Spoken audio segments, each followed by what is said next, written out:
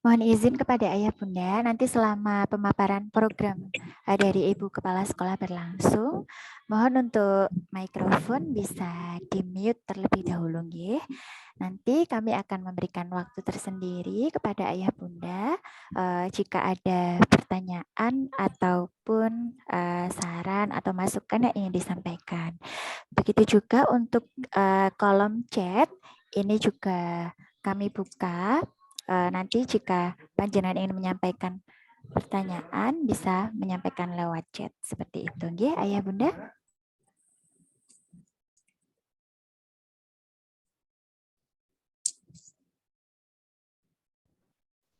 Ibu Ayu, mungkin bisa dimulai Ibu, mungkin karena Bapak Ibu orang tua juga sedang bekerja atau sibuk. Bisa dimulai sekarang Ibu Ayu?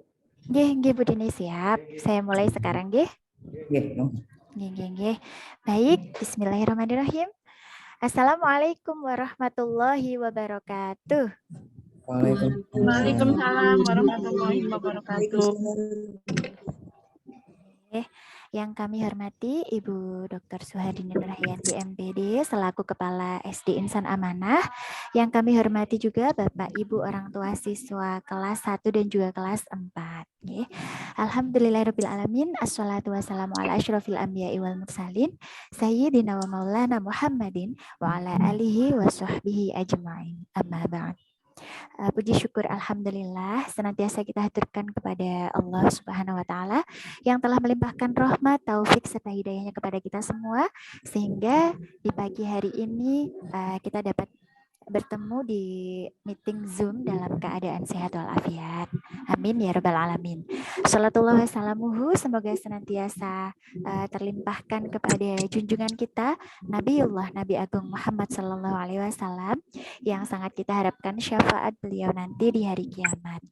Baik Bapak Ibu, sebelumnya kami ucapkan terima kasih banyak atas kehadiran panjenengan semua pada meeting Zoom di pagi hari ini dengan agenda pemaparan program serta penyampaian kurikulum merdeka oleh Ibu Kepala SD Insan Amanah.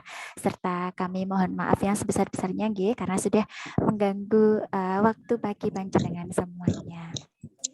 Baik Bapak Ibu, tidak perlu berlama-lama. Adapun susunan acara pada meeting Zoom pagi hari ini adalah yang pertama adalah pembukaan dan acara selanjutnya yaitu pemaparan program sekolah oleh Ibu Kepala SD Insan Amanah. Memasuki acara pertama yaitu pembukaan, langsung saja acara pada pagi hari ini kita buka dengan membaca surat Al-Fatihah bersama-sama, nggih. Ala hadihin ya Al-Fatihah.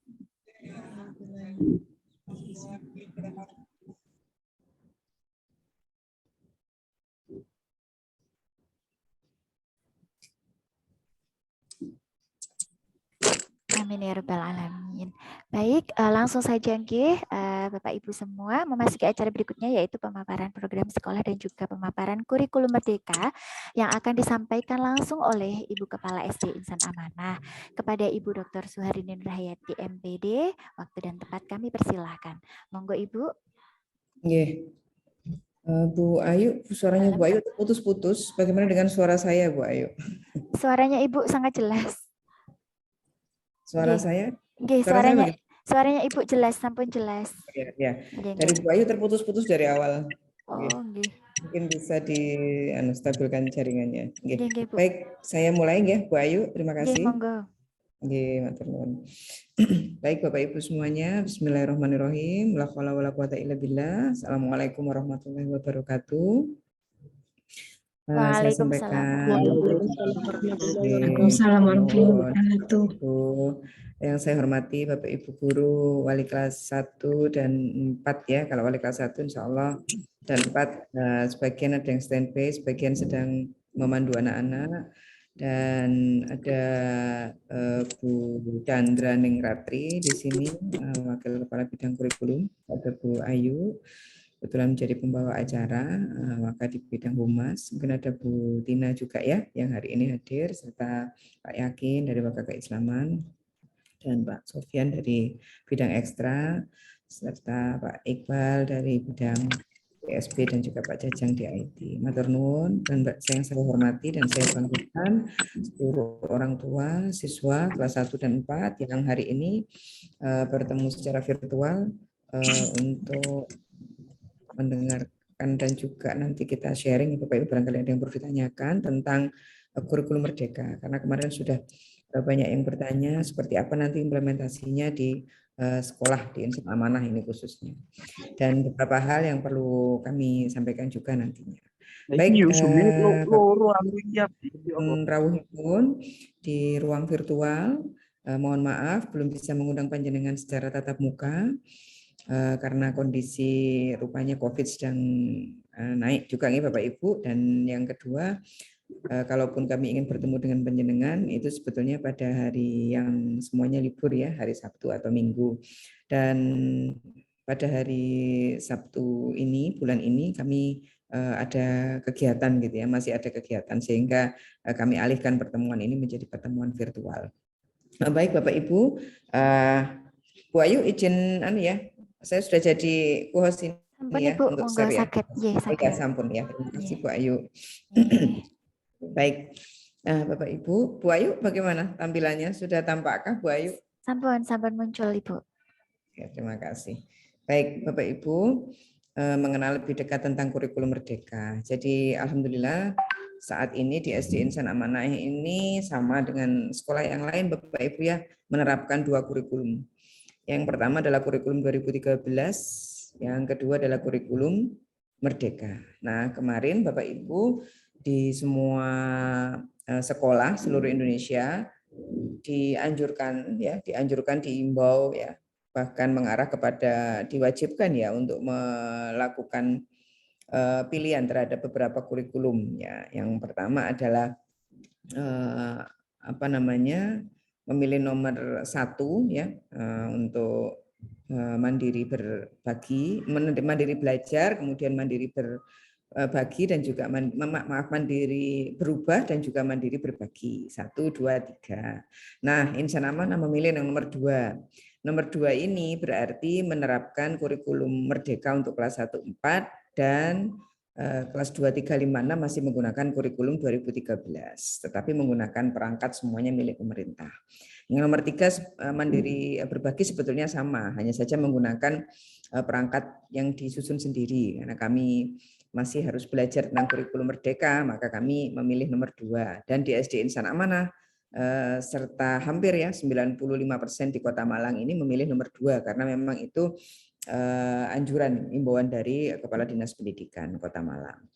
Dan kemudian yang kedua Bapak Ibu, alhamdulillah SD Insan Amanah ini terpilih menjadi pelaksana sekolah penggerak Bapak Ibu ya untuk tahun ini. Alhamdulillah di antara 20.000 sekian berapa gitu sekolah yang dipilih untuk tahap 3 ini ada 5.000 seluruh Indonesia dan termasuk Insan Amanah. Nah, dengan terpilihnya Insan Amanah untuk menjadi sekolah penggerak, maka di dalamnya pasti akan mengimplementasikan kurikulum Merdeka. Dan saat ini Insan Amanah sudah mengimplementasikan itu lewat kelas 1 dan 4 pada bulan Juli kemarin sudah kita mulai. Gitu nggih, Bapak Ibu, itu pengenalan saja. Dan Bapak Ibu, pada kesempatan kali ini juga perlu saya sampaikan bahwa kebetulan juga saya menjadi instruktur nasional untuk sekolah penggerak tahun 2021 dan 2022 ini saya menjadi fasilitator untuk pengawas nasional sekolah penggerak juga. Kalau sudah ngomong sekolah penggerak pasti yang diurus ini pasti kurikulum Merdeka. Sehingga sedikit banyak insya Allah tahu tentang bagaimana mengimplementasikan kurikulum Merdeka ini. Baik Bapak Ibu, mari kita lihat seperti apa sih sebetulnya bedanya dengan kurikulum 2013 dan kurikulum Merdeka. Yang pertama Bapak Ibu, apa sih yang dimaksud dengan kurikulum Merdeka? Ya, jadi kurikulum itu dilaksanakan dengan pembelajaran dan proyek ini, mohon maaf ya Bapak Ibu. Kemudian apa saja di dalamnya pembelajaran yang ada ya pada kurikulum Merdeka itu. Jadi yang pertama intrakurikuler yang lebih beragam, kemudian konten yang lebih optimal, kemudian fokus pada materi esensial sehingga ada waktu yang cukup untuk mendalami konsep, kemudian menguatkan kompetensi disesuaikan dengan kebutuhan belajar, dan adanya proyek. Jadi ada yang cukup menggembirakan Bapak Ibu di kurikulum Merdeka ini, bahwa di kurikulum Merdeka ini anak-anak sudah tidak jatah ya, tidak dijatah dengan KD atau dengan kompetensi dasar sekian banyak ya. Jumlahnya mencapai puluhan ya di kompetensi dasar yang diberikan kepada anak-anak di 2013 itu. Nah, saat ini sekolah hanya diberi satu, yaitu namanya CP Bapak Ibu. CP itu capaian pembelajaran yang di dalamnya ada elemen-elemennya. Nah, di dalam elemen-elemen ini Bapak Ibu sangat sederhana dan sangat esensial sekali karena pembelajaran yang akan disampaikan kepada anak-anak itu tidak lagi diwujudkan dalam bentuk target untuk mencapai kompetensi dasar, tetapi target untuk mencapai capaian pembelajaran. Dan di sini guru dibebaskan untuk memilih ya, untuk memilih, menetapkan ya, dan memutuskan tujuan pembelajaran seperti apa yang akan diajarkan kepada anak-anak, sehingga konsep pembelajaran di kurikulum Merdeka ini tidak lagi menghabiskan KD, menuntaskan KD, tidak lagi menghabiskan atau menuntaskan buku, tetapi lebih kepada bagaimana mengoptimalkan kemampuan anak, kompetensi anak sesuai dengan karakteristik masing-masing. Oleh karena itu, kemarin di awal pembelajaran Bapak Ibu, anak-anak ini kami memberikan assessment diagnosis ya. Assessment diagnosis ini kami berikan kepada anak-anak sebagai salah satu bentuk kami melakukan pemetaan kepada anak-anak. Bagaimana sih sebetulnya kondisi anak-anak di rumah, kemudian keluarga seperti apa, psikososial mereka bagaimana, gaya belajar mereka bagaimana, karena kami akan menindaklanjutinya pada saat proses pembelajaran. Kemudian berikutnya, mengapa sih kita kok memerlukan kurikulum Merdeka? Ya, saya ingat betul bahwa Mas Nadiem pada saat upacara Hari Guru waktu itu tahun 2021 ya, karena saya mendapat penghargaan sebagai kepala sekolah inspiratif tingkat nasional tahun lalu, sempat diundang upacara dan beliau mengatakan bahwa sebetulnya tidak ada niatan untuk merubah kurikulum karena sudah senang ya dengan kurikulum 2013 waktu itu, karena Bapak Muhammad Nuh penggagas kurikulum 2013 itu adalah disampaikan Mas Nadiem itu sebagai guru ya, karena itu tidak akan mengubah kurikulum. Namun begitu Pak Nadiem ini menjadi menteri, 6 bulan kemudian datanglah pandemi tahun 2020 ya. Datanglah pandemi yang tidak dinyana-nyana dan tidak disangka pandemi ini belum berakhir sampai sekarang. Sehingga konten pembelajaran yang sangat padat itu menyulitkan sekali, menyulitkan guru, menyulitkan anak, menyulitkan orang tua. Karena apa? KD, kompetensi dasar yang jumlahnya puluhan itu harus diselesaikan dalam waktu 1 tahun dan dalam kondisi PJJ. Ini jelas sesuatu yang tidak mungkin gitu, apalagi PJJ waktunya sangat terbatas. Orang tua juga punya keterbatasan untuk ngajarin anak, membimbing, mengawal, mendampingi, monitoring.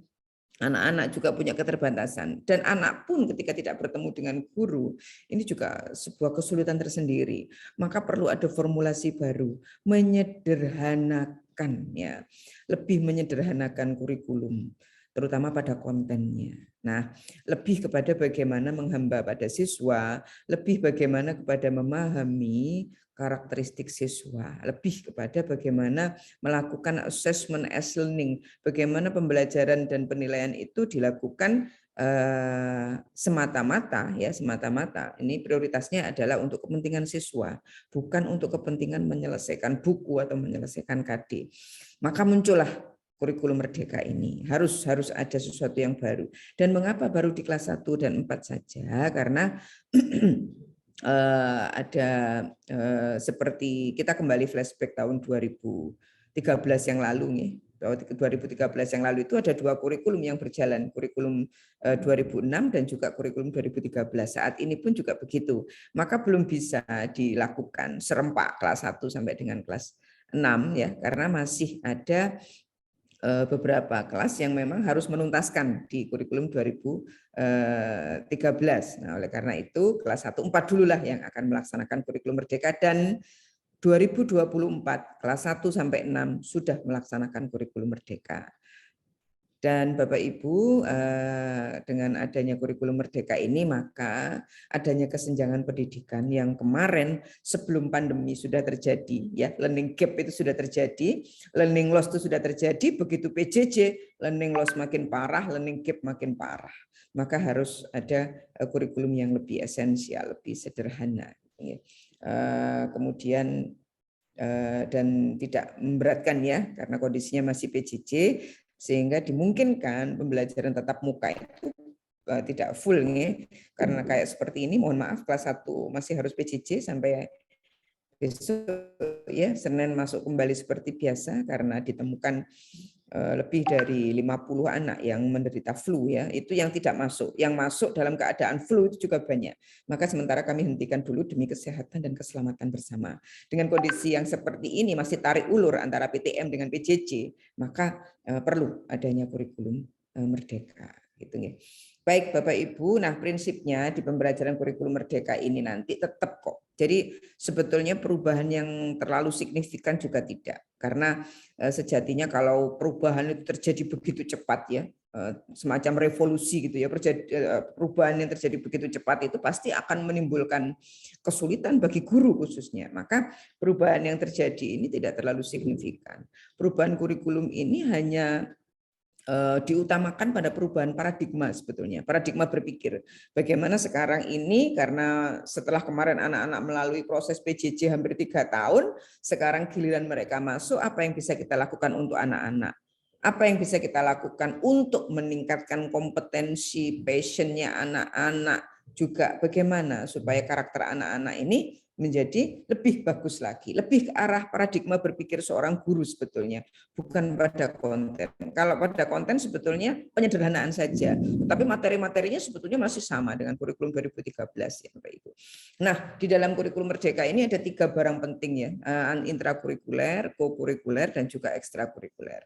Kalau intrakurikulernya ya pembelajaran seperti biasanya di kurikulum 2013, ada matematika, bahasa Indonesia, ya, PAI, olahraga, seperti itu. Namun bedanya saat ini guru fokus pada bagaimana memahami keberagaman anak. Ya, ini yang dinamakan terdiferensiasi itu seperti itu. Bagaimana karakteristik anak. Bagaimana anak-anak ini menjalani proses pembelajaran satu persatu. Anak ini kan mesti berbeda. Punya kompetensi yang berbeda, punya keahlian minat bakat yang berbeda, ya, punya intelijensi juga yang berbeda, ya. Nah, kami sebagai guru diminta untuk menggeser paradigma berpikir bahwa sekarang tugas guru tidak menuntaskan, ya, tidak menyelesaikan target puluhan KD itu atau menghabiskan buku, tidak, tapi bagaimana kita berupaya. Intinya kita itu dalam tanda petik itu nyaur utang, ya. Yang kemarin setelah PJJ anak-anak itu di pandemi, ya, setelah melalui PJJ yang cukup lama, ini kan terjadi Bapak Ibu, terjadi perubahan besar-besaran pada diri anak, ya, yang semula mereka saat itu sekolah kemudian harus berhenti sekolahnya PJJ, ya, kemudian sekarang masuk lagi. Ini bagi anak sesuatu yang tidak mudah. Maka di sini kami dituntut sebagai guru, bagaimana upaya kami sebagai guru di kurikulum merdeka ini untuk bisa memahami kondisi siswa di saat PTM ini, sehingga tidak repot dengan menjejali berbagai macam dan puluhan kompetensi dasar yang kemarin sempat diberikan itu, tapi bagaimana upaya-upaya kita ini supaya anak-anak ini kembali memasuki masa-masa normal Bapak Ibu, ya, sebelum pandemi. Seperti itu. Kemudian ada kokurikuler. Nah, kokurikuler ini yang baru. Nantinya akan ada proyek penguatan profil pelajar Pancasila.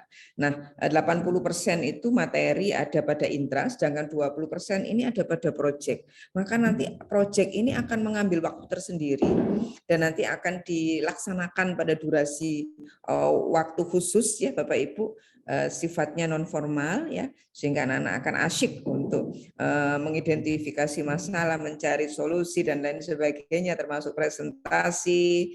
Yang jelas kita ingin mengeksplor kemampuan-kemampuan anak. Nah, proyek penguatan profil pelajar pada 6 dimensi, yaitu bertakwa dan berketuhanan serta berakhlak mulia, kemudian mandiri, kemudian gotong royong, berkebinekaan global, kreatif, ya, semuanya itu masuk di dalam 6 dimensi itu. Sehingga nanti akan ada rapornya, yaitu rapor tentang proyek ini, ya, sekaligus beneran kritis tadi. Mohon maaf di dimensi tadi kurang satu, ya. Jadi 6 dimensi ini yang menjadi bidian untuk proyek, sehingga proyek ini dalam bayangan saya ketika nanti akan dilaksanakan itu memang betul-betul menjadi sesuatu yang menyenangkan di situ, ya. Kemudian ada ekstrakurikuler. Nah, ini kalau ini masih sama. Nah, yang membedakan adalah pada bagian proyek ini. Kalau kelas 2, 3, 5, 6 mungkin belum mulai masuk ke proyek ini, tapi kalau kelas 1 dan 4 sudah mulai nanti masuk ke proyek ini. Jadi nanti akan ada jadwal dan waktu tersendiri. Berikutnya tahapannya apa? Jadi kami harus melakukan asesmen diagnostik dulu, dan itu sudah kami lakukan untuk memetakan anak-anak ini seperti apa sih gaya belajar mereka, kemudian ruang lingkup di rumah seperti apa, gitu ya. Urusan psikososial mereka bagaimana, gitu ya. Bukan berarti kami memetakan itu membeda-bedakan anak, ya. Oh, ini yang ini tidak. Tapi itu sebagai bagian dari kekayaan insan amanah di kelas itu. Bahwa anak-anak ya seperti halnya kita lah Bapak Ibu, kita sebagai orang dewasa, ya, kita sebagai orang dewasa ini dikaruniai punya sesuatu yang saling melengkapi sebetulnya. Pasti punya kekurangan, pasti punya kelemahan, ya. Nah, bagaimana ini kelemahan ini tidak menjadi sebuah masalah, tapi justru menjadi sebuah yang nantinya akan menjadi dinamika, ya, akan mewarnai proses-proses pembelajaran dan akan saling melengkapi satu sama lain, gitu ya, di asesmen diagnostik ini. Kemudian yang kedua adalah perencanaan. Jadi perencanaan dari hasil perencanaan dari hasil asesmen diagnostik ini menjadi barang penting bagi kami untuk melakukan proses-proses pembelajaran, tahu seperti apa sih kondisi masing-masing anak ini. Kemudian pada saat pembelajaran masih adakah formatif, sumatif? Masih ada, jelas itu masih ada. Cuma dilaksanakan dengan bentuk dan teknik yang berbeda. Tidak hanya tes nanti Bapak Ibu, tapi juga ada non-tes juga. Terus bentuknya juga tidak hanya paper pensil ya Bapak Ibu, tidak hanya ujian tulis saja, multiple choice gitu, tidak. Tapi nanti akan ada berbagai macam ragam dan bentuk untuk melakukan assessment, sehingga anak-anak dengan gaya belajar yang berbeda akan mendapatkan wadah untuk melaksanakan assessment yang berbeda pula, gitu ya. Walaupun dari sisi konten atau materinya tetap sama, tapi guru mengemasnya dengan cara yang berbeda, sehingga anak-anak yang mungkin kesulitan melaksanakan bentuk assessment berupa menjawab pertanyaan multiple choice atau menjelaskan dengan menulis uraian singkat, uraian panjang. Anak-anak seperti ini akan kami berikan treatment atau kami berikan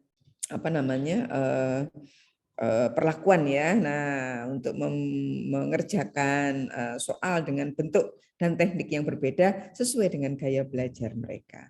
Jadi intinya di situ. Perbedaannya di mana untuk kurikulum Merdeka dengan kurikulum 2013? Ini Bapak Ibu. Jadi perbedaannya kalau di kurikulum 2013 itu masih ada KD Bapak Ibu, ya. Terus pendekatan pembelajarannya itu saintifik dan juga tematik. Jadi langsung jadi satu gitu, ya. Dijadikan satu tematik. Nah, maksud saya di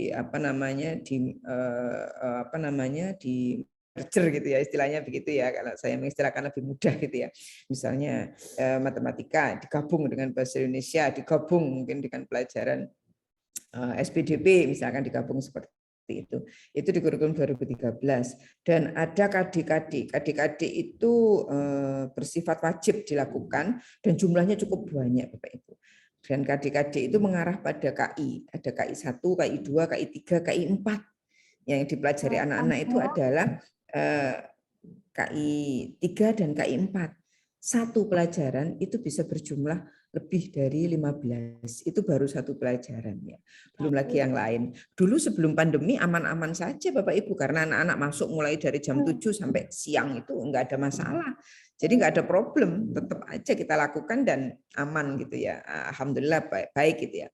Tapi menjelang pandemi seperti ini kita nggak bisa. PJJ kemarin itu ambiar Bapak Ibu. Mastery learning itu kececeran, sudah ketuntasan terhadap materi itu tidak tersampaikan dengan baik karena kompetensinya banyak sedangkan waktu yang sangat terbatas bagi guru untuk mengajarkan kepada anak-anak. Dan pemahaman anak-anak, jadi transfer knowledge-nya terganggu di sini Bapak Ibu ya, karena tidak bisa langsung kami memantau karena anak-anak ada di rumah gitu ya.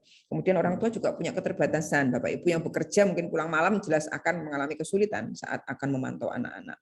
Nah, kondisi-kondisi seperti ini yang terjadi di kurikulum 2013. Nah, di kurikulum Merdeka ini Bapak Ibu, pemerintah sudah tidak menyediakan KD-KD yang jumlahnya cukup banyak itu, tapi hanya menyediakan CP saja atau capaian pembelajaran yang dilakukan sesuai dengan fase.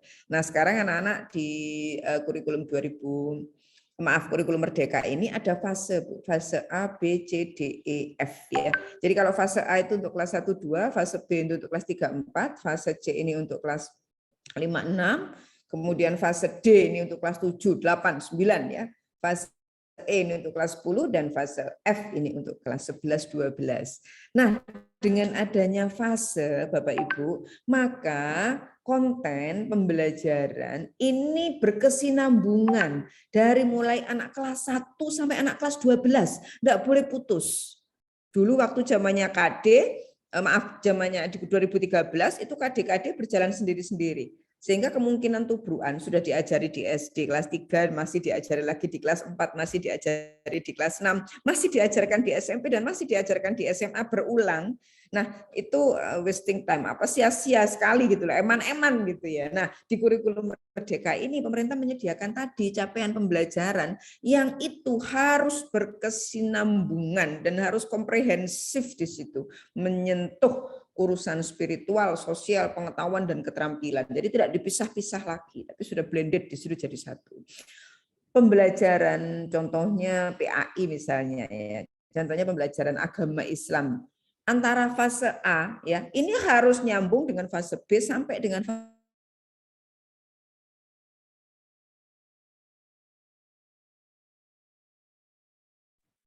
Ngapunten. 1 2. Tidak boleh beralih ke yang lain. Kecuali anak-anak sudah mampu baru beralih ke kemampuan yang lain. Fase B setelah anak-anak di fase A mengenal huruf hijaiyah, fase B baru mulai mengenal ayat surat pendek, menghafal surat-surat pendek gitu ya. Di fase C sudah mulai menulis. Ya. Kemudian di fase D akan bergerak lagi sudah mulai menganalisis Al-Qur'an. Nah, proses-proses ini berkesinambungan dan terus mengalami progres, harus ada peningkatan sehingga nanti ketika anak lulus kelas 12 itu jelas apa yang akan dituju. Ya. Jadi nanti di kelas di fase B, di fase C atau di fase D sudah nggak ngurusi lagi mengenal huruf hijaiyah, sudah tidak. Karena sudah diurus di fase A. Gitu. Nah, makanya ini berjalannya per fase dan ini memudahkan sekali bagi guru untuk bisa memantau siswa satu per satu karena CP ini dibuat sebagai bagian yang paling esensial dari KD-KD di kurikulum 2013 yang lalu. Sehingga nanti kalau Bapak Ibu mungkin mana ini bedanya? Anak-anak saya belajar hal yang sama. Iya. Memang betul, konten di dalam kurikulum Merdeka itu tidak begitu banyak berubah, tetapi disederhanakan. Gitu nggih. Baik di strukturnya Bapak Ibu, kalau di kurikulum 2013 itu pemerintah strukturnya itu pakai mingguan. Jadi setiap minggu harus sekian jam guru mengajar, harus sekian jam. Nah, di kurikulum Merdeka perhitungan waktu itu dihitung per tahun. Sehingga guru ini bisa menyesuaikan sendiri. Untuk mengklasifikasi jika pada minggu ini ternyata anak-anak kesulitan untuk memahami konsep pada hitung operasional, operasi sederhana pada matematika misalnya, maka guru tidak boleh pindah dulu, tetap di sini saja dulu. Nah, hitung-hitungan jam yang dibuat per tahun ini membuat guru lebih fleksibel mengatur. Sehingga belum tentu, kalau dulu kan di kurikulum Merdeka, di kurikulum 2013 itu ya per minggunya harus 24 jam misalnya ya atau 37,5 jam. Sekarang kami bebas untuk menentukan. boleh nanti kami mengulur waktu, boleh kami kalau anak-anak sudah bisa ya kami lompat kepada materi lain yang memang anak-anak sudah mampu seperti itu. Jadi sesuai dengan karakteristik siswa gitu ya. Kemudian untuk kelas 4 sekarang sudah tidak ada IPA dan IPS di kurikulum Merdeka. Ya, yang ada adalah IPAS. Jadi gabungan antara IPA dengan IPS. Karena belum waktunya menurut Mas Menteri anak-anak ini diajari pemahaman konsep tentang IPA itu seperti apa, IPS seperti apa. Tetapi lebih kepada mengenal dulu. Mengenal IPA, mengenal apa itu IPS, dan itu dijadikan satu menjadi IPAS. Kemudian bahasa Inggris sudah menjadi pelajaran wajib sekarang, serta untuk seni kami memilih seni rupa karena diminta untuk memilih satu bidang seni, sehingga kalau di kurikulum 2013 kan semua gurunya harus bisa nyanyi, harus bisa nari, harus bisa seni rupa gitu ya. Anak itu sekolah diminta untuk mengajarkan satu saja dulu ya, atau anak memilih misalnya karena kami belum punya guru apa namanya ini seni yang lebih dari satu, maka kami pilih yang nomor satu dulu ya, seni rupa dulu semuanya kelas 1 dan kelas 4. Kemudian bagaimana penilaian formatif dan sumatif, semuanya dilakukan oleh guru dan tidak berorientasi pada kenaikan kelas. Ya, sehingga nanti mohon maaf tidak ada KKM lagi di assessment. Jadi kalau dulu di kurikulum 2013 itu masih ada kriteria kenaikan kelas, siswa yang 25% nilainya belum mencapai KKM berarti tidak naik kelas. Terus masih adanya kriteria ketuntasan minimal atau KKM. Kemudian nilai rapor juga harus sesuai. Nah, di kurikulum Merdeka ini sudah tidak ada lagi kriteria kenaikan kelas. Ya, kriteria kenaikan kelas itu tidak disarankan. Jadi semua anak harus naik kelas ya. Dan tidak ada KKM sehingga tidak dipaksakan anak itu harus mencapai nilai itu. Gitu ya, tidak ada. Yang ada adalah KKTP, yaitu kriteria ketuntasan tujuan pembelajaran yang disusun sendiri oleh guru. Nah, nilai rapor itu nanti yang muncul adalah nilai asli, bukan sesuai dengan KKM lagi.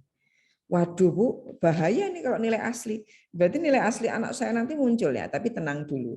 Karena nilai asli yang akan dicantumkan di rapor itu adalah bagian dari hasil nilai proses pembelajaran, formatif, dan juga sumatif yang kami atur dalam rumus tertentu. Dan karena nilainya aktual, maka kami pun juga harus hati-hati dari sisi guru. Ketika memberikan pembelajaran pada anak-anak tentang tema tertentu, topik tertentu, materi tertentu, atau konten tertentu, dan anak-anak ini mengalami kesulitan sehingga pada proses assessment dia mengalami nilainya tidak sesuai dengan KKTP yang dibuat oleh guru, maka guru pada saat itu juga wajib memberikan treatment khusus kepada anak. Kenapa ini kok nilainya seperti ini? Apa yang tidak kamu pahami? Ya, dari sisi ini kemudian guru bergerak. Oh, yang tidak dipahami ini. Sehingga anak itu nanti secara akumulasi, tidak tiba-tiba pada saat Bapak Ibu terima rapor, gurunya kebingungan. Waduh, nilainya kok kurang. Ya, tapi tetap dicantumkan saja misalnya. PAI misalnya mendapatkan nilai 60. Jelas ini harus dikembalikan lagi kepada gurunya. Apakah selama proses selama 1 semester atau selama 1 tahun itu guru sudah melaksanakan remedial, sudah memberikan perlakuan khusus, sudah memberikan treatment? Karena arah dari proses kurikulum Merdeka ini adalah pembelajaran terdiferensiasi berbasis pada keberagaman anak. Sudahkah guru memberikan bentuk dan teknik penilaian yang benar? Sudahkah guru memberikan teknik strategi pembelajaran yang beragam sesuai dengan karakteristik anak? Itu yang harus ditanyakan nanti kepada gurunya. Jika Bapak Ibu menemui nilai anak saya ini kok 50, kan nilai aktual ya. Nilainya tidak sesuai dengan KKM. Nah, di sini guru kemudian harus membuktikan, oh sudah saya berikan remedi, oh sudah saya ini.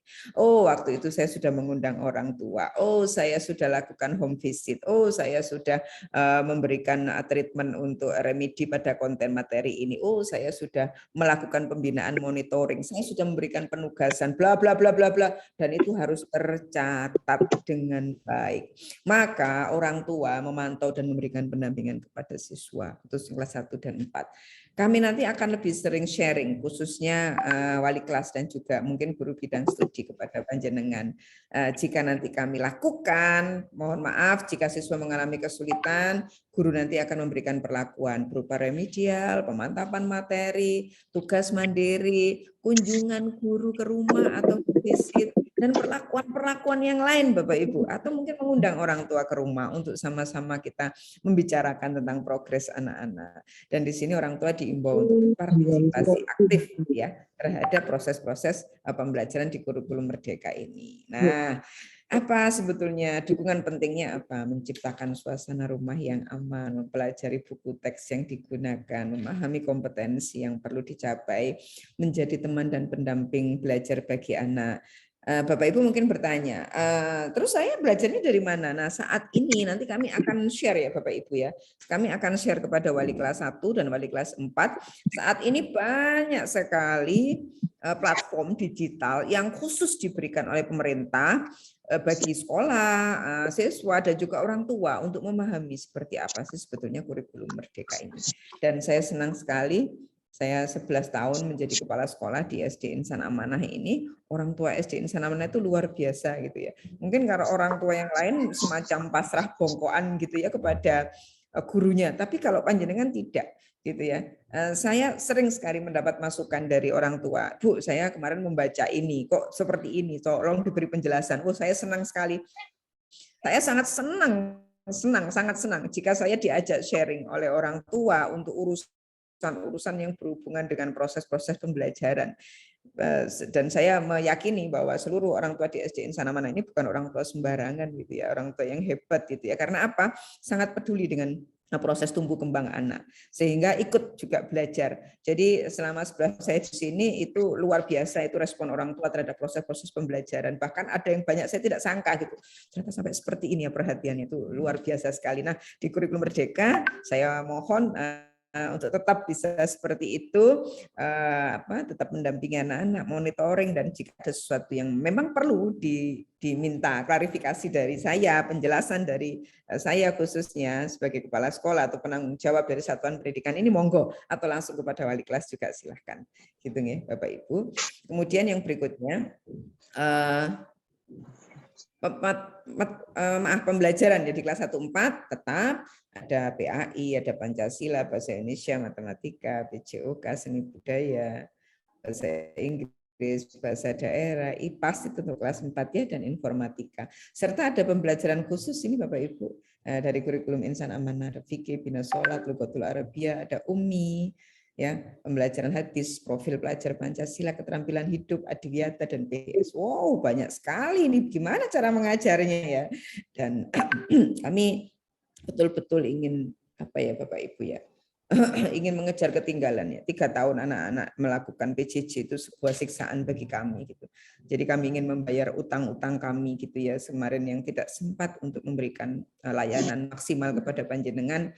Mohon dukungan pada tahun ini, kami ingin memberikan pembelajaran yang maksimal gitu kepada anak-anak. Program khususnya kalau di kelas 1 ada mengaji UMI itu full ya, Senin sampai dengan Kamis. Kemudian ada field trip, insya Allah dilaksanakan bulan depan ya Bapak Ibu. Kemudian ada foto ini untuk kelengkapan administrasi untuk di kelas 1. Jadi wajib foto di sekolah nanti. Insya Allah sudah ada di uang kegiatan dan kami akan berikan edarannya nanti. Filenya akan kami berikan kepada Bapak Ibu. Foto nanti hasilnya ada berwarna dan juga hitam putih. Karena di kelas 1 ini banyak sekali administrasi yang harus diberi foto. Nah itu fotonya, kalau dulu kami minta ke orang tua, sekarang harus foto bersama. Kalau minta ke orang tua kadang-kadang fotonya berbeda gitu ya. Kemudian ada outing class. Nah, outing class ini beda dengan field trip. Outing class ini kami akan mengarah pada beberapa tempat di lokasi Kota Malang saja sebagai bentuk dari implementasi pembelajaran yang ada di SD Insan Amanah. Kemudian ada puncak tema, ada juga ekstrakurikuler. Sedangkan di kelas 4 tahun-tahun sebelumnya, sebelum pandemi, anak-anak kelas 4 itu tidak secara khusus mengaji, tapi tahun ini full. Ya, tahun ini orang tua minta anak-anak full ngaji dengan UMI, itu waktunya hampir 80 menit 1 hari Bapak Ibu. Jadi memakan waktu yang lebih banyak dari pelajaran yang lain ini untuk ngaji. Karena mengejar ketinggalan yang kemarin itu dulu ya, yang kemarin anak-anak mungkin belum sempat menuntaskan target-targetnya itu, tahun ini ngajinya Senin sampai Kamis. Kemudian ada juga field trip dan insya Allah kelas 4 ini nanti kami akan ke Surabaya ya Bapak Ibu. Ada outing kelas juga, ada puncak tema juga, ekstrakurikuler, terus ditambah ada pendalaman materi. Kami memang betul-betul ingin Bu anak-anak kok di push, ditekan dengan berbagai macam pembelajaran sebagainya. Bapak Ibu, kami ingin mengembalikan hak-hak orang tua ya. Kalau dulu orang tua menuntut ini kan Senin sampai Jumat, kan kemarin kita menyekolahkan di sini pengennya full gitu ya sampai sore gitu karena ada pelajaran ini dan sebagainya. Hampir 3 tahun ya kita tidak pernah melaksanakan pendalaman materi dan sebagainya, maka tahun ini kami akan mencoba melaksanakan dan sudah kami laksanakan. Kemudian ada dan diklat kepemimpinan, ada diklat menulis, ada juga nanti asesmen proses untuk uji kompetensi anak-anak Bapak Ibu ya, dan juga modul untuk literasi numerasi khusus untuk di kelas 4 itu. Baik, berikutnya catatan khusus Bapak Ibu, selama masa pandemi ini kegiatan berlangsung tatap muka tapi terbatas. Akan dihentikan dan digantikan dengan PJJ jika ditemukan ada siswa yang terpapar ya, siswa menderita flu lebih dari 20% pada tiap rombel. Kemarin itu Bapak Ibu di kelas 1, 2, 3 itu ditemukan lebih dari 60 anak yang tidak masuk itu karena menderita flu. Itu yang tidak masuk. Yang masuk dalam keadaan sakit flu itu juga banyak. Agak mengkhawatirkan karena batuknya nguwikil gitu ya. Kemudian badannya panas gitu. Kemudian ada beberapa yang kita tanya sakit tenggorokan dan sebagainya. Waduh, dengan kondisi-kondisi seperti ini maka kami antisipasi tidak masuk dulu 3 hari ya, Sabtu Minggu semoga tetap di rumah saja untuk memulihkan kondisi sehingga Senin on fire lagi, anak-anak masuk kembali. Kami harus mementingkan kondisi keselamatan dan juga kesehatan anak-anak. Beberapa orang tua mungkin sempat menyampaikan, loh Bu yang sakit 1 kok yang di-PJJ-kan banyak. Iya yang sakit 1 tapi yang flu hampir 60. Itu belum yang masuk dalam keadaan flu, itu yang kami juga sangat mengkhawatirkannya itu. Bukan kami paranoid atau apa dengan COVID, tetapi COVID ini memang betul-betul Bapak Ibu sakit yang dalam tanda petik beda dengan flu. Saya baru saja kena COVID Bapak Ibu ya sekitar 3 minggu yang lalu. Maka saya bisa merasakan, oh ternyata ada bedanya. Jadi saya dulu berpikir bahwa mungkin sama dengan flu ya. Tetapi Allah menegur saya ini dengan indah melalui COVID ini bahwa saya merasakan, oh ini bedanya ternyata. Jadi ada perubahan-perubahan yang terjadi ketika saya menderita COVID itu Bapak Ibu dan saya harus isolasi selama 10 hari. Ada perubahan yang terjadi terutama pada sisi fisik, kemudian dari sisi kognitif ya. Saya merasa ada yang hilang, saya beberapa giga ini Bapak Ibu. Ini saya orang tua ya, saya jadi merasakan ini kalau yang menderita anak-anak betapa kasihan gitu ya. Maka kami memang betul-betul harus sigap ya. Kadang-kadang kami ngegas gitu karena kami harus ngerem. Jadi mohon maaf sekali. Kalau kami saat ini sedang ngerem Bapak Ibu ya, Bapak Ibu untuk tidak memasukkan anak-anak dulu sementara PJJ kami lakukan desinfeksi sterilisasi di kelas-kelas itu Bapak Ibu di kelas 1, 2, 3 supaya nanti anak-anak kelas 3 masuk sudah kelasnya sudah betul-betul steril dan kami sangat menghimbau bagi anak-anak yang sakit untuk betul-betul tidak masuk Bapak Ibu. Sekarang mungkin tidak bisa meremehkan dengan kondisi seperti itu ya karena kasihan sekali anak-anak itu batuknya itu di kelas itu kan ngiklik gitu ya jadi terus harus kami bawa ke UKS kami beri minyak kayu putih dan sebagainya itu masih batuk jadi mohon untuk tetap di rumah saja jika memang flu ya.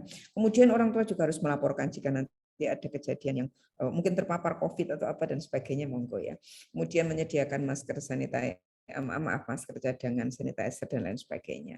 Untuk makan siang mohon maaf sementara ini Bapak Ibu menyediakan sendiri dulu nggih. Insya Allah kami sedang atur ini supaya nanti bulan September anak-anak bisa makan siang dari sekolah. Itu Bapak Ibu yang bisa saya sampaikan. Terima kasih atas partisipasi panjenengan dan juga kesediaan panjenengan untuk bisa bergabung pada Zoom kali ini dan saya mohon maaf jika memang mengganggu proses-proses Bapak Ibu saat ini sedang bekerja ya. Jadi ini masih harus mengikuti Zoom. Dan silahkan Bu Ayu jika dipandu, jika ada pertanyaan atau mungkin sudah ada lewat chat ya. Saya belum lihat di chat. Monggo Bu Ayu. Terima kasih banyak Bu Dini atas pemaparannya tadi. Nah, ini berikutnya ya Bunda adalah sesi tanya jawab. Kita ada waktu beberapa menit ya. Di chat sudah ada Ibu.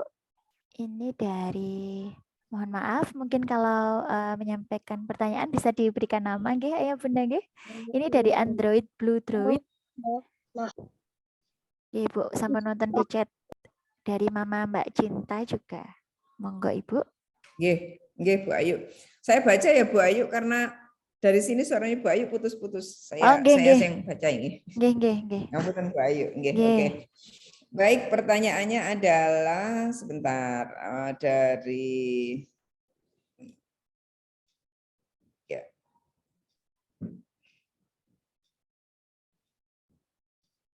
Apakah hasil penentuan gaya belajar Anda bisa dibagikan? Nggih, kami berencana akan membagikan hasil asesmen itu. Nggih, mohon ditunggu nggih. Insya Allah minggu depan kami akan bagikan kepada anak-anak kelas 1 dan 4 berdasarkan hasil diagnosis. Nah, ini kebetulan Bu Chandra ada di sini. Bu Chandra insya Allah akan segera melakukan pelaporan ya untuk hasil asesmen yang harus disampaikan kepada orang tua. Insya Allah akan kami sampaikan ya, dicatat oleh Bu Chandra ini. Kemudian yang berikutnya, bagaimana jika anak-anak itu dari Mama Cinta ya, tidak sesuai dengan capaian yang seharusnya sesuai dengan kelas, apakah ada evaluasi untuk menghadapi asesmen? Iya, jelas Ibu. Itu yang tadi saya sampaikan, bahwa mulai dari anak-anak masuk pertama, saat guru mendampingi proses pembelajaran, saat guru melaksanakan asesmen formatif maupun sumatif, ternyata anak-anak itu sudah mengalami kesulitan, maka di sini guru sudah harus action. Jadi guru nggak diam, menunggu. Nanti aja deh sampai 1 semester, tiba-tiba 1 semester nggak jelek. Ternyata ada anak-anak yang tidak mencapai capaian itu. Itu merupakan langkah yang salah.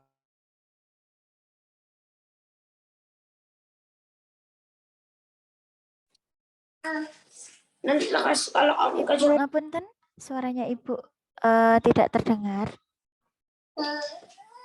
Halo? Maaf Bu, suara Bu Dini tidak terdengar Bu. Ibu, ngapunten, suaranya Bu Dini mboten terdengar. Halo? Nggih. Ibu, sebentar nggih. Lagi aku diajarin, aku disuruh Bunda ajarin makan tapi waktu istirahat mengingat isolasi, apakah semua yang sudah berarti tidak. Jadi untuk sementara ini kami memang kemarin mengambilnya 3 hari Bu atas dasar konsultasi kami dengan pihak puskesmas. Bapak Ibu mohon maaf sekali, mungkin kalau di tempat lain, sekolah lain mungkin sakit flu pilek itu biasa dan tetap masuk seperti biasa. Itu kalau hanya 1-2 Bu. Tetapi ini banyak anak, dengan banyak anak yang jumlahnya hampir 60 di kelas 1, 2, 3 saja loh itu ya. Kalau di kelas tinggi mungkin karena daya tahan tubuh lebih bagus, sehingga kemarin yang sakit flu itu kurang dari 20, terus masuk di kelas 4, 5, 6 tidak saya PJJ-kan. Tapi khusus kelas 1, 2, 3 ini yang agak ndrawasi, karena ada lebih dari 60, belum lagi yang masuk. Anak-anak yang masuk waktu hari Senin dan Selasa itu ternyata yang sakit flu banyak itu dan dimasukkan. Nah, kami bukan kemudian mencurigai bahwa semua anak itu COVID. Tidak begitu. Tetapi pada kondisi saat ini, daya tahan tubuh yang lemah itu harus wajib diwaspadai.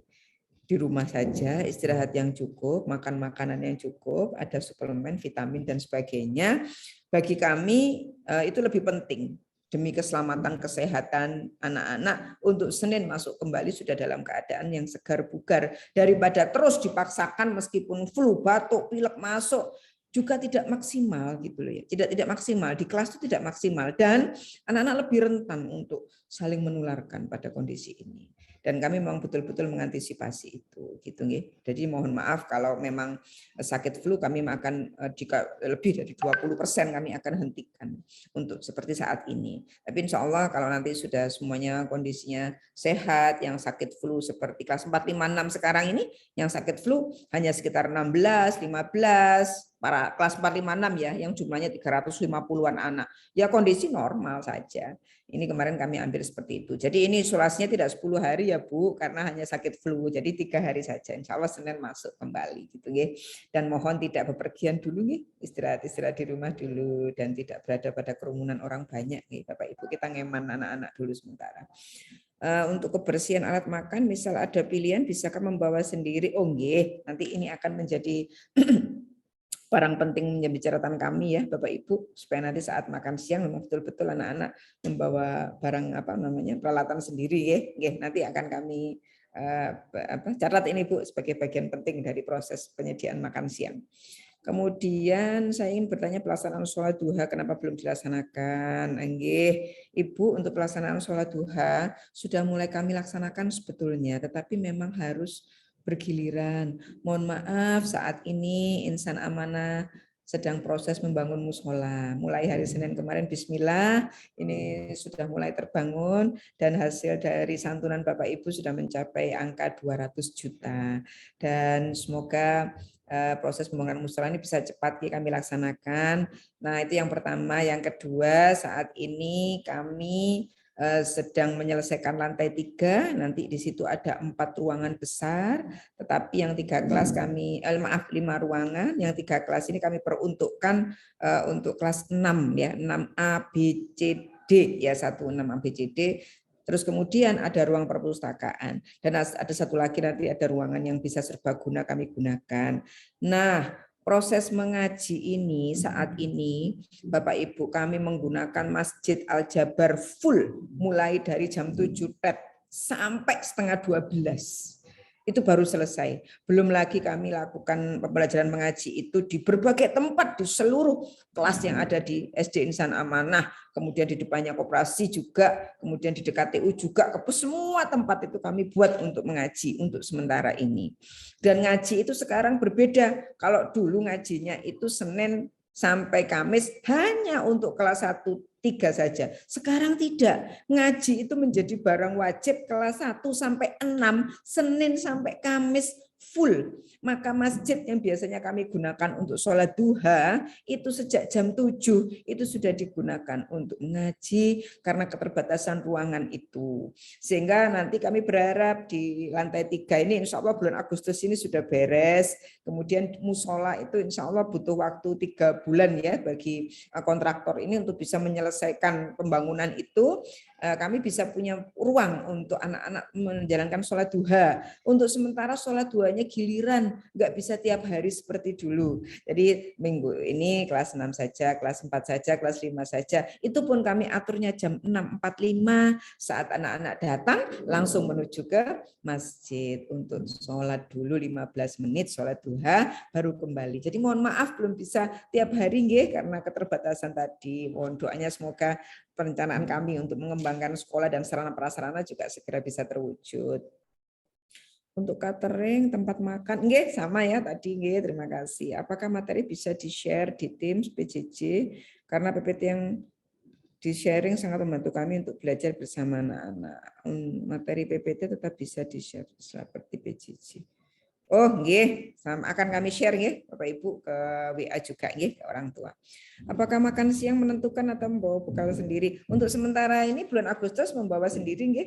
Nanti akan ada beberapa edaran yang kami berikan kepada orang tua untuk bulan September. Ngoten nggih. Kemudian saya ibunya Mutia, kekurangan dalam disampaikan waktu lebih awal. Iya betul Ibu, memang seperti itu. Jadi kami nanti di awal tadi penjelasan saya juga begitu. Jadi nanti tidak diakumulasi, gak totalan buri gitu ya. Jadi nggak boleh, guru-guru tidak boleh totalan buri. Jadi di awal tadi sudah kami sampaikan di PPT. Jadi nanti mohon pengertiannya. Kalau nanti tiba-tiba kami telepon Ibu, mohon bimbingan untuk anak-anak ya. Kalau kami tiba-tiba akan berikan edaran untuk home visit atau orang tua kami undang, itu sebagai salah satu bentuk. Jadi biar orang tua nggak, aduh kenapa saya dipanggil ke sekolah ini? Ini kan saya ada apa ini? Jadi jangan paranoid ya Bapak Ibu ya. Kami kadang-kadang itu merasa kalau orang tua itu aduh kok dipanggil kenapa ini? Padahal kalau dipanggil itu bukan berarti anak panjenengan bermasalah, tidak ya. Nah, tidak begitu ya Bapak Ibu konsepnya. Jadi ini sebagai salah satu bentuk kita untuk sharing, memberitahukan tentang proses perkembangan Ananda. Gitu nggih. Betul Ibu, itu akan kami lakukan di awal. Diberi panduan, jadi sebelum mendapat pengertian, setidaknya sudah pengertian dari orang tua. Oke, Bu Chandra. Nah, Bu Chandra ada di sini ya. Nah, ini penting Bu Chandra untuk dicatat bahwa nanti bisa menjadi masukan bagi Bu Chandra untuk memberikan panduan kepada orang tua bagaimana menuju ke kurikulum merdeka. Terima kasih Ibu. Terkait dengan proyek, bolehkah diberikan contoh maksud dari proyek seperti apa? Oke, Bu Chandra, halo Bu Chandra di sini ya. Mungkin nanti bisa Bu Chandra bisa menyiapkan file proyek kelas 1 dan kelas 4 Bu. Nanti dibukakan. Oke ya, siap ya Bu Chandra. Bu Ayu, Bu Chandra ready ya? Oke, siap. Setelah ini ya Bu Chandra. Perubahan gaya belajar, apakah evaluasi disampaikan per pekan sebagai upaya? Oh iya, insya Allah tidak per pekan ya Bapak Ibu, tidak per minggu maksudnya. Tetapi kami nanti akan sampaikan per triwulan ya untuk proses-proses ini. Kalau per pekan itu terlalu cepat nanti Bapak Ibu ya. Terus kemudian bagaimana dengan mata pelajaran? Iya, buku sedang proses Bu, karena kemarin ada mendadak ya, buku yang sudah masuk ke percetakan kami tarik kembali karena ternyata ada perubahan pada jam pelajaran gitu ya, ada sedikit pengurangan begitu ya Bapak Ibu, karena ada ngaji tadi loh di kelas 4 ya, 4, 5, 6 itu ada ngaji yang 8 jam per minggu. Nah, kami ingin itu menjadi prioritas dulu ya untuk target-target yang kami kemarin PJJ itu sempat agak maut gitu Bapak Ibu ya. Nah, di sini kami mencoba menata dengan memprioritaskan mengaji itu dulu 8 jam. Otomatis ini mengurangi beberapa jam-jam yang lain. Nah, maka materi-materi yang ada di buku agama itu kami tarik, kemudian kami kurangi 1 bab ya setiap buku itu, dan saat ini sudah masuk percetakan kembali. Insya Allah hari Rabu jadi nggih. Kemudian mungkin bisa dipertimbangkan dalam keadaan wudhu jadi bisa. Nggih, betul Ibu, terima kasih. Nah, ini nanti yang akan kami sampaikan. Jadi 645 itu sudah dalam keadaan wudhu dan belum batal ya. Nanti biasanya memang seperti itu. Kami akan imbau di masjid. Nana sudah dalam keadaan wudhu sehingga tidak perlu wudhu di sekolah untuk salat duha. Nggih. Jika sholat duha bisanya setiap hari apa? Nanti akan diatur ya Bapak Ibu. Nanti akan kami atur dulu jadwalnya, nggih, karena supaya tidak bentrok dengan ngaji umminya.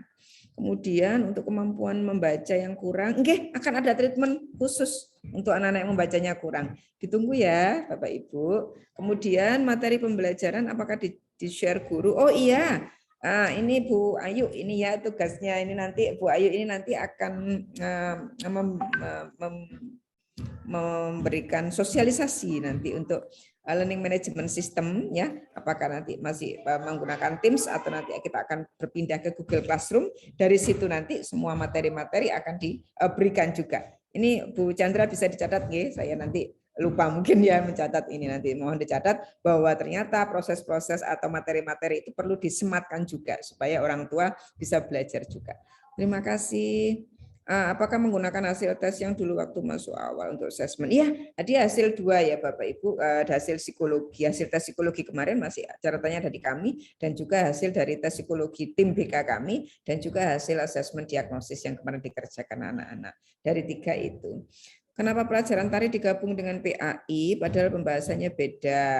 Ya, Ibu, sebetulnya sekarang ini pembelajaran PAI di kelas 4 salah satu elemennya adalah peradaban Islam. Di situ sudah mencakup pembelajaran tari. Nah, kami dalam proses pembelajaran ini banyak sekali materi-materi yang harus diberikan dan harus berbagi jam. Jam yang paling banyak tadi sekali lagi saya sebutkan adalah ngaji. Saya lebih eman-eman ngajinya, saya kurangi. Jadi mending pembelajarannya saja yang saya kurangi, tapi saya masukkan kepada pembelajaran PAI dalam elemen peradaban Islam. Insya Allah materinya tidak jauh beda daripada kehilangan waktu ngajinya. Saya kok eman-eman karena kemarin PJJ ternyata hampir 60% itu tidak mencapai target untuk mengajinya. Jadi saya eman-eman sekali kalau lulus di Insan Amanah, kemudian ngajinya belum tasih, belum tahfidz, itu saya kok malah eman itu. Jadi mohon maaf Bapak Ibu, untuk pelajaran tarikh di kelas 4 ini kami include-kan di PAI sehingga nanti guru agama di PAI itu memberikan pengayaan di ranah elemen peradaban Islam yang mengarah kepada tarikh. Gitu nggih. Setuju untuk mengaji diutamakan. Nggih matur nuwun, nggih juz amma, nggih seperti itu. Nggih. Saya juga setuju nggih Bapak Ibu karena kemarin dari hasil asesmen ke anak-anak untuk melihat ngaji itu, aduh ini kok jauh sekali ini dari target itu. Dulu sebelum pandemi itu luar biasa, sekarang setelah pandemi PJJ itu melambat sekali prosesnya itu, jadi eman-eman gitu. Jadi mohon maaf gitu Bapak Ibu kalau beberapa pelajaran kami skip dulu sementara karena kami harus memberikan prioritas. Nanti kasihan kalau semuanya normal, anak-anak bisa pulang Isya, Bu. Nanti kasihan ya. Oh semuanya normal aja Bu, nggak usah dikurangi jamnya. Waduh bahaya nanti ini. Maka anak-anak maksimal tetap harus jam 3.30 itu pun sudah selesai sholat asar. Dan kami tetap nih Bapak Ibu, PR-nya itu betul-betul hampir zero ya. Jadi kami tuntaskan di sekolah sehingga pulang itu kalaupun ada PR atau tugas kalau untuk kelas kecil tetap mengarah kepada membaca, tulis, hitung itu saja, tetapi juga tidak banyak dan itu hanya kami berikan seminggu sekali dan guru tidak boleh memberikan banyak PR termasuk di kelas 4 pun juga begitu. Jadi tetap ada tugas tetapi tidak mengarah pada untuk menyelesaikan materi-materi pembelajaran yang demikian banyak itu tidak. Kami coba untuk tuntaskan di sekolah saja. Begitu Bapak Ibu dari saya, ini sudah jam setengah 9 lebih karena jadwal kita hanya sampai setengah 9. Mohon maaf kalau saya tidak bisa memperpanjang karena saya juga sungkan ya dengan Bapak Ibu karena ini adalah hari efektif. Insya Allah nanti kita akan bertemu lagi nih Bapak Ibu dalam waktu yang berbeda dan semoga panjenengan semua tetap dalam keadaan sehat walafiat sehingga bisa memandu, membina, mengawal anak-anak kita menjadi generasi yang unggul berakhlakul karimah. Mohon maaf atas segala khilaf kami semuanya dalam proses ini. Masukan dari Bapak Ibu, saran, kritikan apapun tetap kami nantikan. Ihdinas siratal mustaqim. Assalamualaikum warahmatullahi wabarakatuh. Terima kasih Bu Ayu. Assalamualaikum warahmatullahi Waalaikumsalam warahmatullahi Ibu, wabarakatuh. ngapunten untuk permintaan tentang modul project tadi. Nanti kita share di grup mawon nggih. Ini Ibu Chandra juga sudah mempersiapkan untuk modul projectnya tadi. Nggih. Baik, Ayah Bunda, Alhamdulillahirabbil alamin, acara pemaparan program oleh Ibu Kepala Sekolah tadi sudah selesai, beserta penjelasan tentang kurikulum Merdeka, kemudian persiapan apa saja juga yang harus dilakukan oleh orang tua untuk menghadapi kurikulum Merdeka, serta tadi juga sudah disampaikan tentang struktur kurikulum seperti itu, Ayah Bunda. Dari saya ucapkan terima kasih banyak atas perhatian Ayah Bunda sekalian dari awal hingga akhir. Mohon maaf yang sebesar-besarnya jika ada kesalahan. Oh iya, satu lagi, bertepatan dengan hari ulang tahun Arema, saya ucapkan selamat hari ulang tahun Arema. Salam satu jua. Terima Arema. kasih Bu Ayu, terima kasih Bu Dini. Wassalamualaikum warahmatullahi Sami-sami. wabarakatuh. Wassalamualaikum warahmatullahi wabarakatuh. Waalaikumsalam. Terima kasih. Sami-sami, nggih, sami-sami. Maaf, terima kasih. Waalaikumsalam warahmatullahi wabarakatuh. Mohon izin untuk saya end meeting nggih, Ayah Bunda nggih. Ayu.